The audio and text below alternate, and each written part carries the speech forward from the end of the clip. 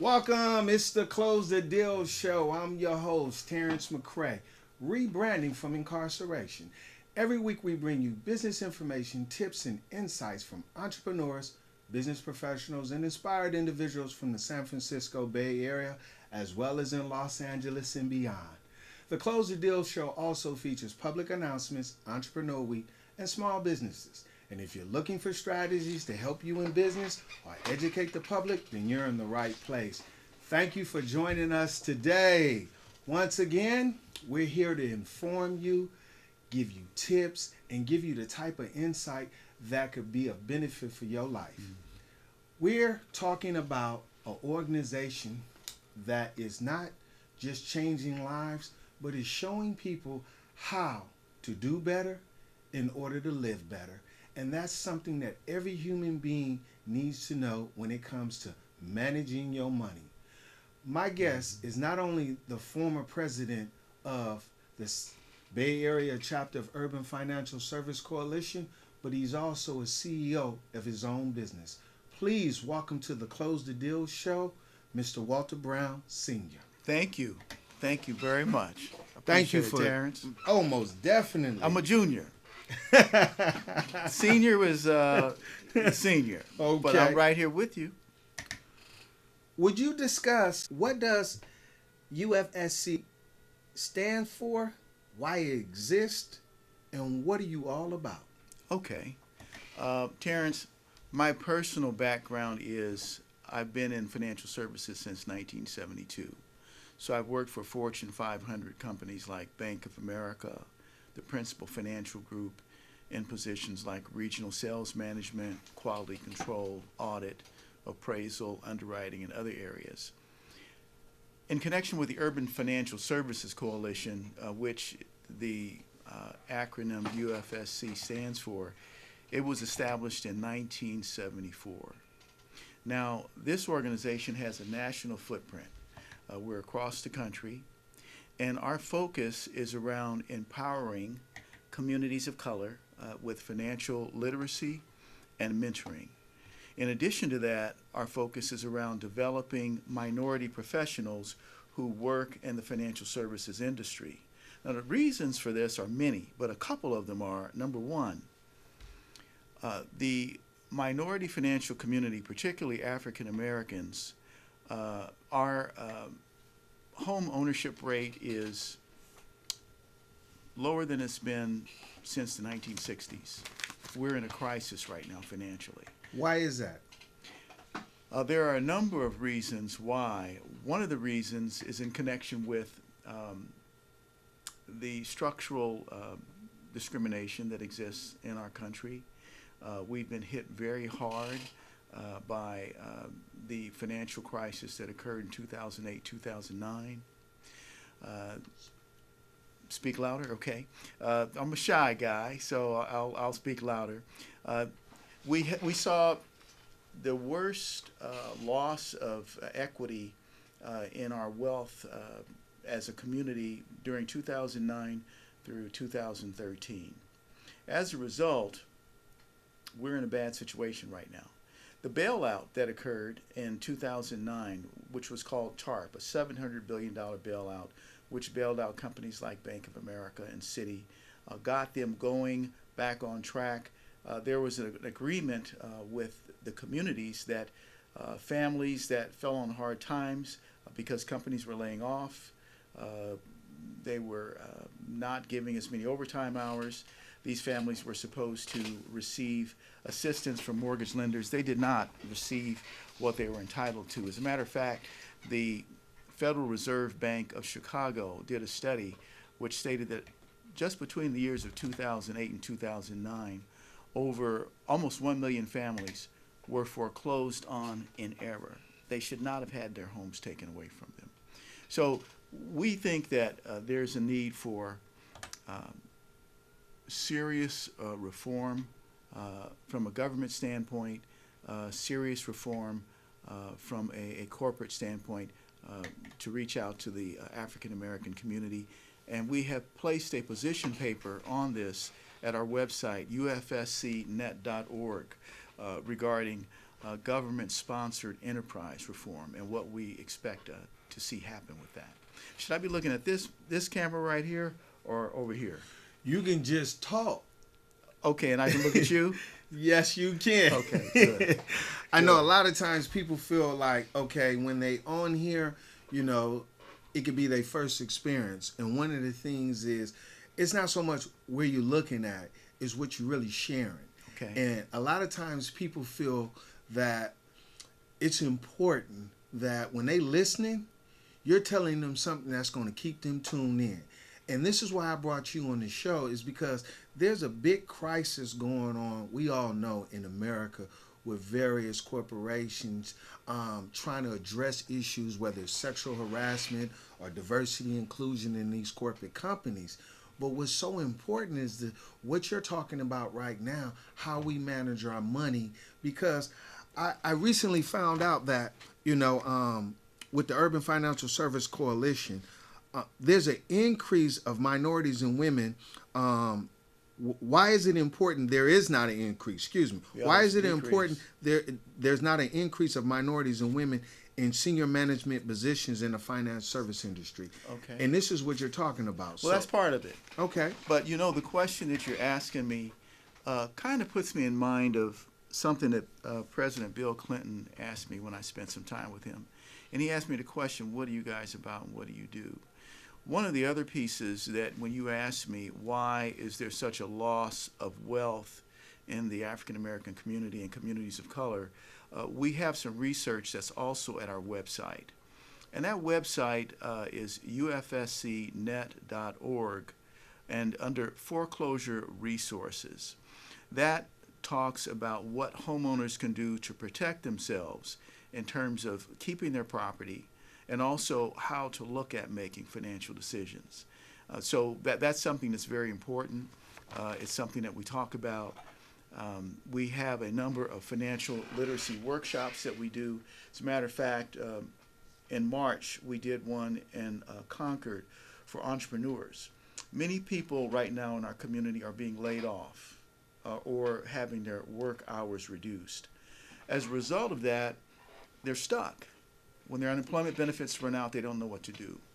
We see a need for people to become more entrepreneurial, like our forebears did back in the 40s and 30s. And so back in March, we did the first of a number of annual entrepreneurship workshops that we're going to be doing, where we are training people on what to look for in starting a business, looking at whether they're qualified to start a business, how to develop a business plan, how to look at what type of business they should be operating, how to make a living with it, and how to be successful. Not just how to be a good baker, but how to be a good business owner running a bakery.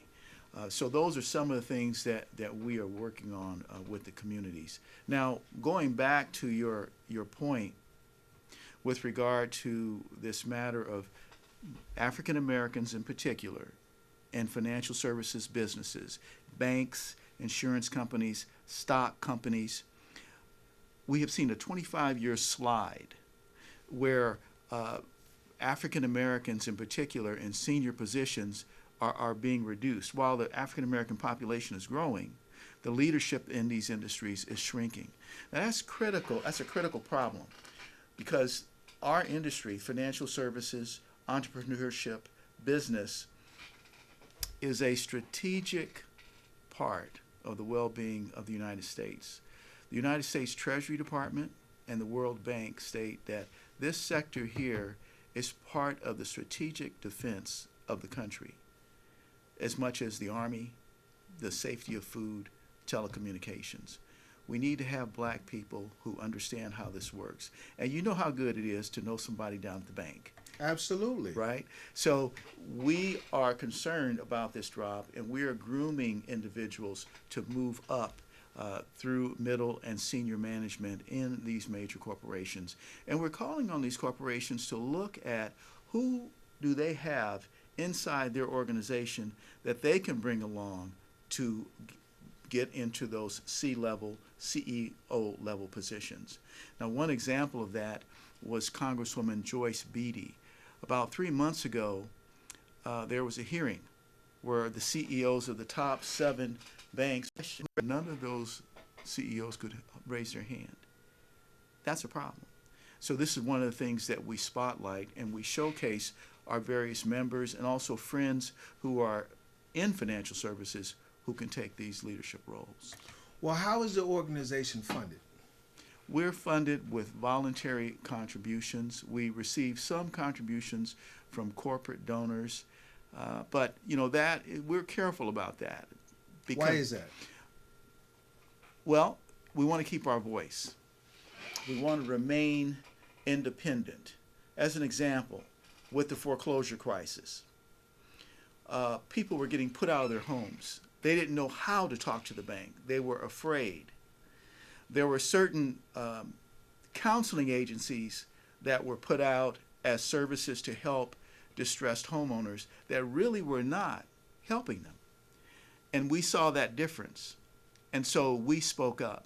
And that can be found in an article that we did that was carried in CNBC News under the topic, if you're facing foreclosure, don't sit there, act now. We came out publicly and told people how they could take action to get on an equal footing with their mortgage lender and assert themselves with regard to their rights.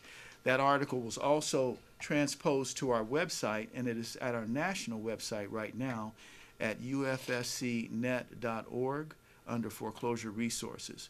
So we told people how to speak up for themselves, how to use the legal system to protect themselves, how to speak up when they were being mistreated, because it was common knowledge that fraud was being committed against a lot of these homeowners. Billions of dollars in fines were paid by all of the major banks and financial institutions you can think of. It was criminal. And so those organizations weren't necessarily happy with us saying this is wrong and this is how you fight back. Well, why is it important private sectors not just make contributions but get involved with organizations like Urban Financial Service Coalition? It gives the private sector organization, their employees, an opportunity to exercise their responsibility as corporate citizens. It's the ethical thing to do. Ideally, that is so true. But why, if that be the case, there are so many issues that we all know governing sexual harassment, as I once mentioned, and diversity and inclusion, that these companies don't become not just familiar with those like yourself in organizations to where they can partner up and provide this information. Why is there no major stance then? Well, there's a classic problem. Most of these companies are stock-owned companies. There are for-profit companies. And so their responsibility is around increasing shareholder return. How do we close the next deal, right? Okay. So it's not so much about how do we, like here in San Francisco, African American students in some of the high schools here in San Francisco have a 1 out of 2 dropout rate. This is one of the richest cities in the world. And we don't have significant participation from corporate America in working with these students of color. They're focused on the profit. They're focused on competition. They're focused on being effective and making money. But at the same time, there needs to be a stronger voice in these organizations around the matter of corporate responsibility and corporate citizenship. Discuss the National Mortgage Crisis Task Force. Well, that was an organization, a committee that was set up inside the Urban Financial Services Coalition. It was set up, and I kind of refer to 2000. We saw stories of people being kicked out of their homes illegally. Right here in the Bay Area in Pittsburgh, California in 2009, you remember the case of the man who was being foreclosed on. He couldn't make his mortgage payments. In desperation, he shot his father-in-law and mother-in-law who were living in the home, his wife, and then killed himself because he didn't know what to do. The shame, the loss of that home was too much to bear. So when we look at those kinds of situations, as we did back then, we said we've got to do something about this because the real information is not getting out to people. So we formed that task force and actually saved millions of dollars in home equity across the country and are still working on initiatives around affordability. There are great opportunities right here in San Francisco for people to own homes, and they don't know about them. And so we're getting information out to people in that regard. Could you discuss the national bridge meetings in conjunction with the United States Federal Reserve? Well, that reminds me of something that Maya Angelou said, and I had the privilege to spend some time with her on a number of occasions. Very insightful, powerful woman, and that's what we need right now: insight, persistence, and commitment. In connection with the things that we're doing nationally, Maya said, Dr. Angelo said, when you know better, you can do better. And so that's what this national program is about. In 2020, September 24th through the 26th, we're going to be doing a national meeting in conjunction with the Minority Bankers Association, in conjunction with financial planner groups, in connection with accounting and entrepreneurial groups. And we're going to be talking about best practices in running businesses, where the economy stands right now, what people should be doing to be getting ready for the next 12 months. And it's going to be a great time for people to showcase their talents, meet people at the CEO level, and also to see the best in class in the country. Well, recently, the Urban Financial Service Coalition had an economic summit at Golden Gate University. Could you elaborate the importance of having this summit? Well, I missed that summit because I got some bad chicken wings, I think. So I had to stomach something. But actually, I'm the one who created that event 13 years ago. And the reason that we created that event was to put together an economic power discussion that rivals the quality of what's done on Bloomberg News or the Wall Street Journal report, that would bring together people of color from the CEO level, mid-level management, entrepreneurs, nonprofit organizations, students, to get a cross-pollination of ideas and to get opportunities out there. At every summit that we've had, people have gotten new jobs, people have gotten new business partners, people have gotten new ideas, people have gotten back into college. And so this is a place where we think is best of class in our community. Then could you also elaborate and discuss how the Urban Financial Coalition and its national work with other national organizations, Certified Financial Planners, Board of Congressional Black Caucus Institute, and others partner with Urban Financial Service Coalition? Well, we don't work in a vacuum, Terrence, and this is something I've heard you say before too. We do better collectively working with other people. And we do some things very well, and then there are other organizations that do things better than us. And so our thinking is to partner whenever we have the opportunity, to leverage off of one another's skills. If we can open doors for other people, we'll do that. If they can open doors for us, we will do that. Yeah, and I truly believe that, because I had the opportunity to meet with, I think his name is Joe Pino. Joe is, I think, the president now of the Oakland Latino Chamber of Commerce. Mm-hmm. So I'm quite aware of who this organization is partnering up with. I'm just very saddened that a lot of private sectors haven't got involved in trying to make a difference. Well, I think that they will. We're doing some great work with the Congressional Black Caucus Institute in Washington, D.C. They have a national footprint. We're doing some great work with the Certified Financial Planner Board. And that's a professional development initiative that we're working on with our members to make our members more competitive and knowledgeable in this industry. So I'm really excited about what we're doing, and we've got a lot of great things coming up. What are the real results from UFSC work?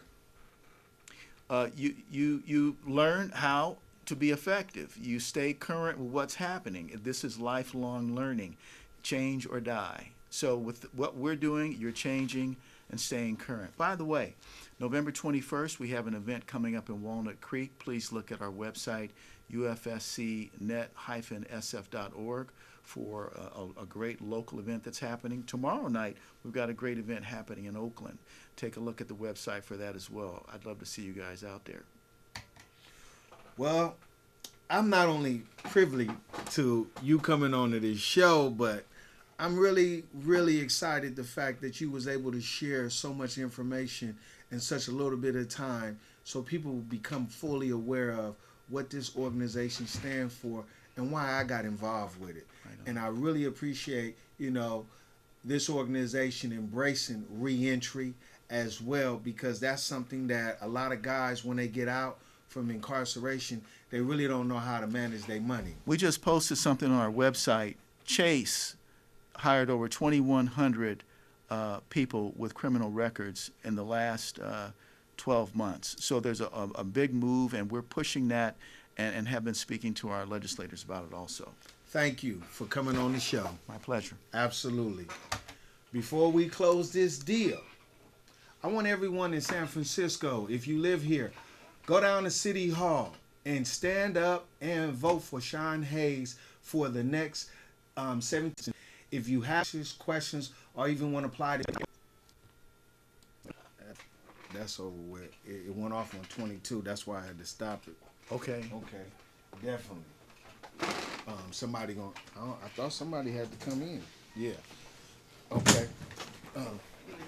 Looking like a check that just cleared the bank.